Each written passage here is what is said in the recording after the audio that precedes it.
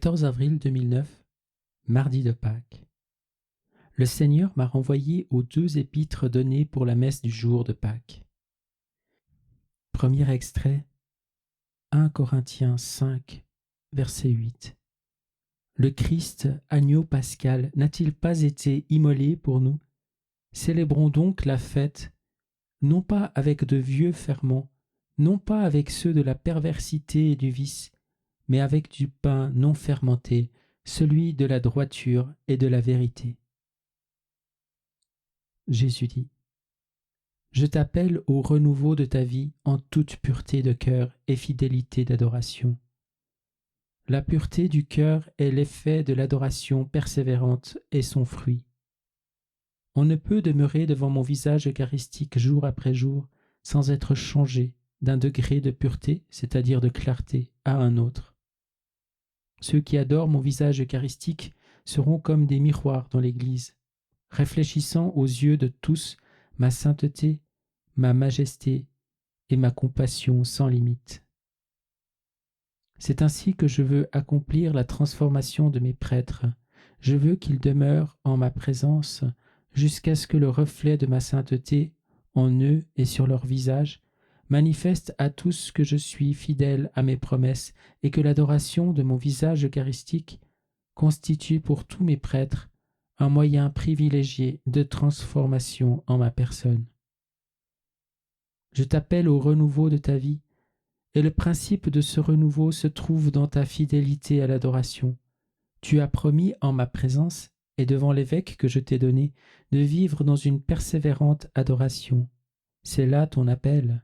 C'est là la voie que j'ai ouverte devant toi pour ta guérison et ta purification. Cette voie n'est pas faite que pour toi seul. Elle est aussi faite pour ceux que je t'enverrai et pour tous mes prêtres. Mes prêtres ne prennent que rarement le temps d'être avec moi, de fixer leur regard sur ma face, de demeurer en ma compagnie. Cette année du sacerdoce sera féconde pour mon Église, à la mesure de la réponse que mes prêtres feront aux grâces qui leur seront réservées. La plus précieuse parmi ces grâces est mon invitation à contempler et adorer mon visage eucharistique. L'œuvre de transformation en ma personne est mon œuvre. Mes prêtres n'ont rien d'autre à faire que de s'exposer à mon visage eucharistique. Peu à peu, le rayonnement de ma face fera qu'en eux, le caractère indélébile de mon sacerdoce émerge du péché qui l'a obscurci et dégradé. Il commencera alors à briller, et par mes prêtres, il attirera les âmes jusqu'à moi. La sainteté d'un prêtre est ma vie en lui. Les devoirs du ministère sacré sont sanctifiants, mais ne sont pas suffisants. Il doit y avoir dans chaque prêtre une volonté, un désir de grandir en amitié avec moi, de demeurer en ma présence, de s'abandonner dans le silence et le repos devant ma face à mon amour transfigurateur. Deuxième extrait, Colossiens 3, versets 1 à 4. Si donc vous êtes ressuscités avec le Christ, recherchez les réalités d'en haut. C'est là qu'est le Christ, assis à la droite de Dieu. Pensez aux réalités d'en haut, non à celles de la terre.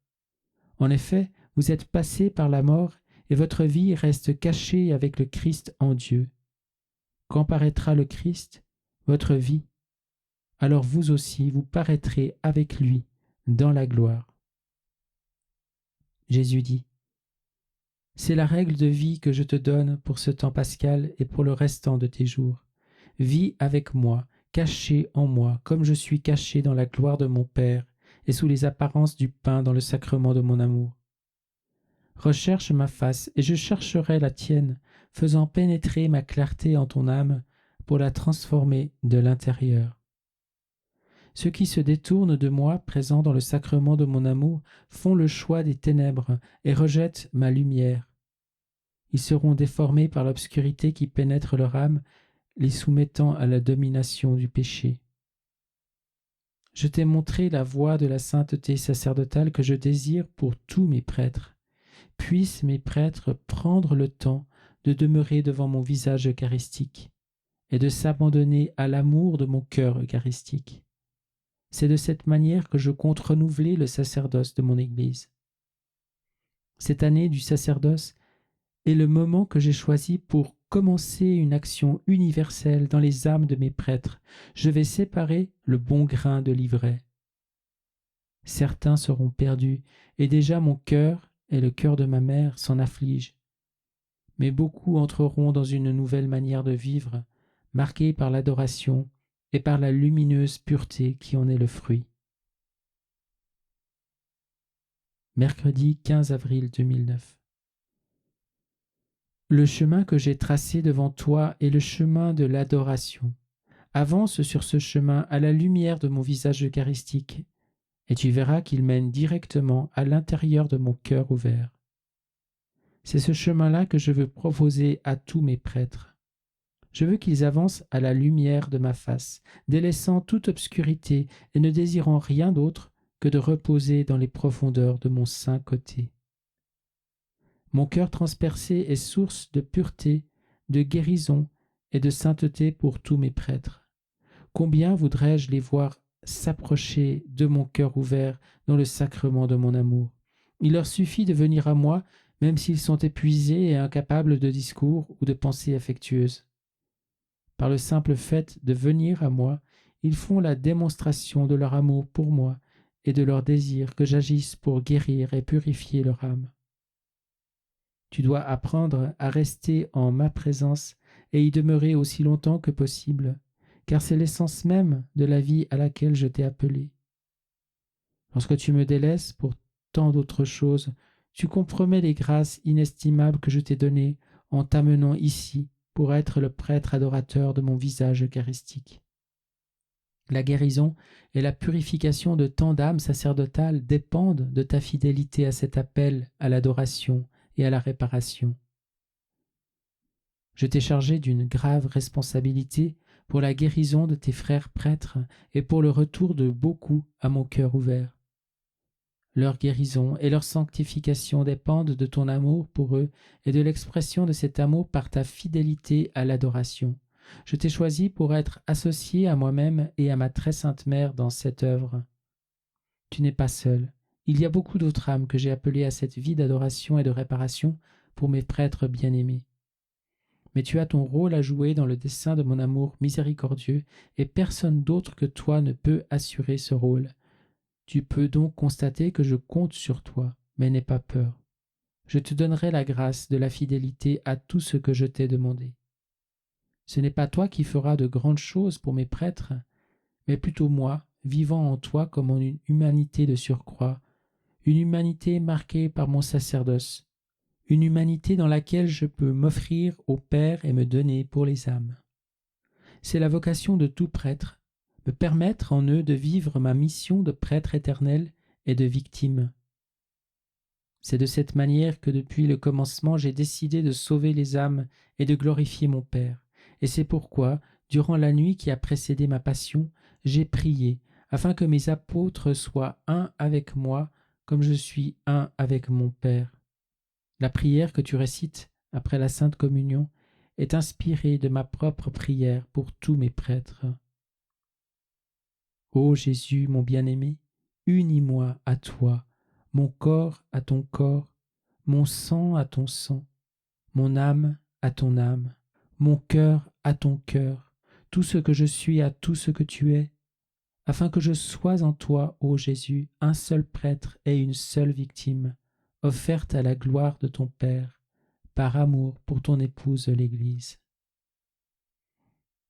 Et oui, je veux que tu rajoutes, pour la sanctification de tes prêtres, la conversion des pécheurs, les intentions du pape Benoît XVI, et en douloureuse réparation pour mes innombrables péchés contre toi, en ton sacerdoce et dans le sacrement de ton amour.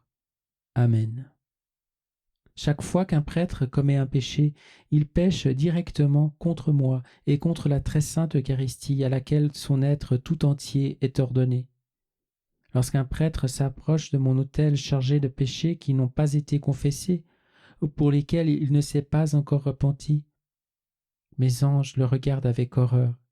Ma mère s'afflige et se renouvellent les blessures de mes mains, de mes pieds et de mon cœur. Je suis à nouveau frappé au visage et traité avec ignominie. C'est pourquoi j'appelle mes prêtres à la pureté de cœur et à se confesser fréquemment. C'est pourquoi je te demande de confesser tes péchés chaque semaine et de laisser l'adoration de mon visage eucharistique te purifier le cœur et te rendre moins indigne d'offrir mon saint sacrifice. Les péchés de mes prêtres sont une grave offense à mon sacerdoce et à ma condition de victime sans tache. Chacun de mes prêtres doit vivre pour l'autel et de l'autel. Sois bien conscient de cela, et tu apprendras à haïr le péché et à t'en détourner avec dégoût. Apprends cela, et tu ne désireras plus rien d'autre que la pureté du cœur et la sainteté. Lorsqu'un prêtre commet un péché, il pèche contre mon corps eucharistique et contre mon corps mystique, tant est intime le lien entre sa personne et le sacrement de mon corps et de mon sang, offert au Père et livré pour la vie de l'épouse, l'Église. J'ai interrogé le Seigneur au sujet de la lecture pendant l'adoration. Il m'a répondu: « Il est possible de lire un peu en ma présence eucharistique, particulièrement les Saintes Écritures, pour autant que ton cœur reste fixé sur moi et que tes yeux soient illuminés par la lumière de ma face. »